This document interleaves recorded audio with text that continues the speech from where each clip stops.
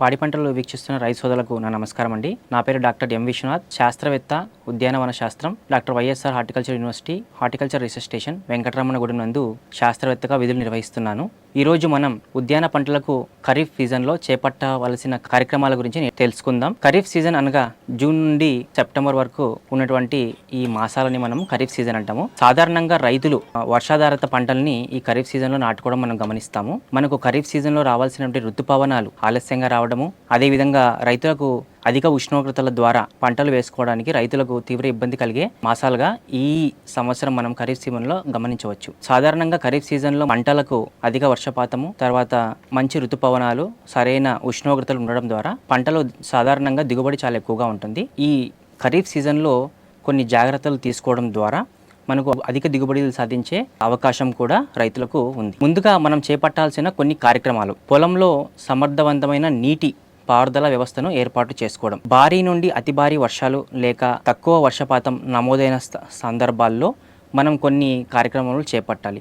అదేవిధంగా భారీ వర్షాలు ఏర్పడిన ప్రాంతంలో మనము సాధారణంగా దిగువ ప్రాంతానికి నీరు చేరుకోవడం ద్వారా మొక్కల వేర్లలో నీరు చేరుకొని వేర్లకు అధిక ఆక్సిజన్ అందక వేర్కుళ్ళు ఏర్పడే అవకాశం చాలా ఎక్కువగా ఉంటుంది. సో దీనికి గాను రైతులు ముందస్తు కార్యక్రమాలను కొన్ని చేపట్టాలండి. ప్రధాన మరియు ఉపకాలువలను ముందుగానే శుభ్రపరచుకొని గట్లు వేసుకునేలాగా పనులు చేపట్టుకోవాలి.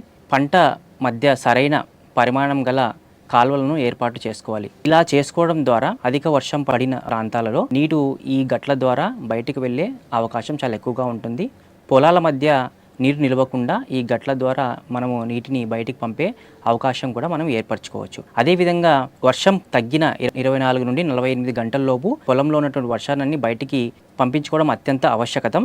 సాధారణంగా ఈ గట్లని మనము కాలువలని ఏర్పాటు చేసుకోవడం ద్వారా ఈ 24 నుంచి 28 గంటల్లో మనం నీటిని బయటికి పంపించే అవకాశం చాలా ఎక్కువగా ఉంటుంది. నేల భౌతిక మరియు జీవ లక్షణాలను మెరుగుపరుచుకోవాలి. దీనికి ప్రధానంగా గట్టిగా ఉన్నటువంటి నేలలో సేంద్రియ ఎరువులు లేనటువంటి నేలలు చాలా గట్టిగా ఉంటూ నీరు ఇంకే స్వభావం చాలా తక్కువగా ఉంటుంది. సో దీనికి గాను మనము ముఖ్యంగా సేంద్రియ ఎరువులు, బాగా చివికిన పశువుల ఎరువు కానీ, కంపోస్ట్ కానీ, వర్మీ కంపోస్ట్ కానీ, పచ్చిరొట్ట ఎరువులు కానీ, జీవన ఎరువులు కానీ, బయో ఫర్టిలైజర్స్ ఈ నేలలో వేసుకుని కలియదున్నుకున్నప్పుడు నేల యొక్క సాంద్రత చాలా తేలికగా ఉంటూ అధిక వర్షాల నుండి మొక్కలను కాపాడుతుంది. ఏ విధంగా అయితే ఈ అధిక సాంద్రతతో ఉన్నటువంటి జీవన ఎరువులు వాడకం ద్వారా సేంద్రియ పదార్థాలు నేలలో ఉండడం ద్వారా మనకు తేలిక నుండి భారీ వర్షాలు పడినా కూడా మనకు నేలలో నీరు ఇంకిపోయే స్వభావం చాలా ఎక్కువగా ఉంటుంది. సో ఈ నీరు ఎక్కువగా ఇంకిపోయే స్వభావం ఎక్కువగా ఉంటుంది కాబట్టి జీవన ఎరువుల చురుకుదనము మరియు పోషక లోపాలు కూడా ఈ మొక్కల్లో మనం తగ్గించుకోవచ్చు. ఎత్తుమడులపై సాగు చేపట్టాలి. ముఖ్యంగా టమోటో, వంగ, బొప్పాయి, అరటి వంటి కూర మరియు పళ్ళ మొక్కలు, అదేవిధంగా కొన్ని రకాల వంటి బంతి, చామంతి వంటి పూల మొక్కలు కూడా ఈ నీటిని తట్టుకోక వేరుకుళ్ళు రావడము, అదేవిధంగా చెట్లు ఎండిపోయి చనిపోయే అవకాశం కూడా ఉంటుంది. అందుకు ముఖ్యంగా మనము ఎత్తైన మడుల్లో ఈ మొక్కలను పెంచుకుంటే మొక్కలకు వేర్లోన గాలి ప్రసరణ బాగా జరిగి మొక్కలు మంచిగా పెరిగే అవకాశం చాలా ఎక్కువగా ఉంటుంది. భారీ వర్షాలకు ముందు ఎరువుల నిర్వహణలో జాగ్రత్తలు. వాతావరణ శాఖ నుంచి సూచనల మేరకు అధిక వర్షాలు పడుతున్న సమయంలో మనము ఎరువులను వేయకుండా ఆపుకోవడం చాలా ముఖ్యమైన ప్రక్రియ. వర్షాలు తగ్గిన తర్వాత మనము డ్రిప్ ద్వారా కానీ, నేల తామని బట్టి పోషకాలను ఆకులపై కానీ డ్రిప్ ద్వారా కానీ మనము ఎరువులను అందించుకోవచ్చు. అధిక వర్షాలు ఉన్నప్పుడు మనము ఎరువులు ఆపుకోవడం ద్వారా ఎరుకులు లీచింగ్ అనే ప్రాసెస్, అంటే నత్రజని కానీ పొటాష్ కానీ పడిన నేలపై నుంచి కొట్టుకుపోకుండా మనము అరికట్టవచ్చు. శీలింద్ర వ్యాధుల నివారణ ముందస్తు చర్యలు చేపట్టాలి. సో సాధారణంగా అధిక వర్షము, అధిక తేమ ఈ రెండు శీలింద్ర వ్యాప్తికి చాలా ముఖ్య కారణము. దీని ద్వారా అనుకూలమైన పరిస్థితులు ఏర్పడతాయి కాబట్టి ఈ శీలింద్రియ వృద్ధికి మరియు వ్యాధులకు కూడా అనుకూల పరిస్థితి కల్పిస్తాయి. రైతులు తీసుకోవాల్సిన జాగ్రత్తలు: కుళ్ళిన పండ్లను, విరిగిన కొమ్మలను పొలం నుండి తీసి చాలా దూరంగా పడివేయాలి. అదేవిధంగా మొక్కకి మధ్య సరైన దూరం పెట్టుకోవాలి. గాలి మరియు సూర్యరశ్మి ప్రసరణ బాగా ఉండేటట్టు ప్రూనింగ్ పద్ధతులను పాటించాలి. సిఫారసు చేసినటువంటి శీలింద్రియ నాశకాలను పొలంలో ఉపయోగించాలి. నేల కోతను నివారించాలి. భారీ వర్షాల వల్ల నేలపై సారవంతమైన మట్టి పొర కొట్టుకుపోవడం వల్ల నేల సారం గణనీయంగా తగ్గిపోతుంది.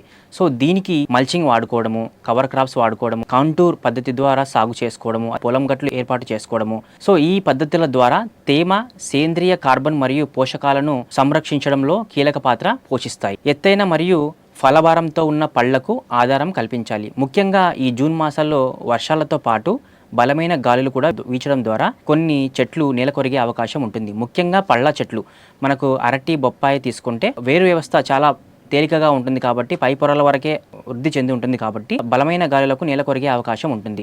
సో దీనికి గాను మనము వెదురు కర్రలతో ఊతం ఇవ్వడం ద్వారా బలమైన గాలుల నుండి రక్షించుకోవచ్చు. అదేవిధంగా టమాటా, మిరప కాయలతో పళ్ళతో ఉన్నటువంటి మొక్కలకు చిన్న వెదురు కర్రలతో ఊతం ఇవ్వడం చాలా ముఖ్యమైన ప్రక్రియ. ద్రాక్ష చెట్లకు, కొన్ని రకాల పాకే స్వభావం ఉన్నటువంటి కూరగాయల మొక్కలకు మనము ట్రెల్లిస్ అనే పద్ధతి ద్వారా బలమైన ఆధారం కల్పించవచ్చు. అదేవిధంగా నారుమళ్ళు తయారు చేసి నాటే విధానంలో మనము కొన్ని రకాల కూరగాయలను, పూలను మరి పండ్లను ఫస్ట్ ముందుగా నారుమళ్ళు నాటుకొని ఆ తర్వాత మనము ప్రధాన పొలంలో నాటుకోవడం జరుగుతుంది. సో దీనికి గాను నారుమళ్ళలో వచ్చే నారుకుళ్ళ తెగుల నుండి రక్షించుకున్నట్టుకు విత్తనాలను విత్తన శుద్ధి చేసుకున్న తర్వాత మాత్రమే మనము నారుమళ్ళలో నాటుకోవాల్సి వస్తుంది. నాటుకున్న 4 నుంచి 4 వారాల వయసు కలిగిన నారును 8 నుంచి 10 సెంటీమీటర్ల ఉన్నటువంటి నారును మనము ప్రధాన పొలంలో నాటుకోవాలి. సో అధిక దిగుబడులకు సూచనలు: నేలలో గల పోషక పదార్థాలను భూసార పరీక్ష ద్వారా నిర్ధారించుకొని తగిన మోతాదులో ఎరువులను అందించాలి. చీడపీడల వ్యాప్తికి మనము సస్యరక్షణ చర్యలు చేపట్టాలి. అదేవిధంగా పంట కాలంలో నేలలో తగినంత తేమ ఉండేలాగా చూసుకొని, ఒకవేళ తేమ చాలా తక్కువగా ఉన్న సందర్భాల్లో బిందు లేదా తుంపర్ల సేద్యం ద్వారా నీరును అందించి మొక్కల ఎదుగుదలపై నిరంతరం మనము గమనించవచ్చు. సరైన పక్వతలో ఉన్నప్పుడు కాయలను కోసుకొని గ్రేడింగ్ పద్ధతిలో దానిని దూర ప్రాంతాలకు రవాణా చేయడం ద్వారా నాణ్యమైన పండ్లను మనం అందించుకోవచ్చు. విత్తనాల ఎంపికలో రైతులు తీసుకోవాల్సిన జాగ్రత్తలు: వాతావరణ పరిస్థితులకి తగినటువంటి రకాలను నాటుకోవడం ద్వారా రైతులకు అధిక దిగుబడి వచ్చే అవకాశం ఎక్కువగా ఉంటుంది. అదేవిధంగా విత్తనాల్లో మొలక శాతం దాదాపు 70 నుండి 80% ఉండేలాగా రైతులు చూసుకోవాలి. విత్తన శుద్ధి చేసిన విత్తనాలను మాత్రమే రైతులు నారుమళ్ళు నాటుకోవడానికి సేకరించాలి. అదేవిధంగా విత్తన శుద్ధి, సాధారణంగా విత్తన శుద్ధి సొంతంగా రైతులు చేసుకోవచ్చు. దీనికి 1 కిలో విత్తనానికి ట్రైకోడెర్మా విరిడి విత్తనానికి కలుపుకొని విత్తన శుద్ధి చేసుకోవచ్చు.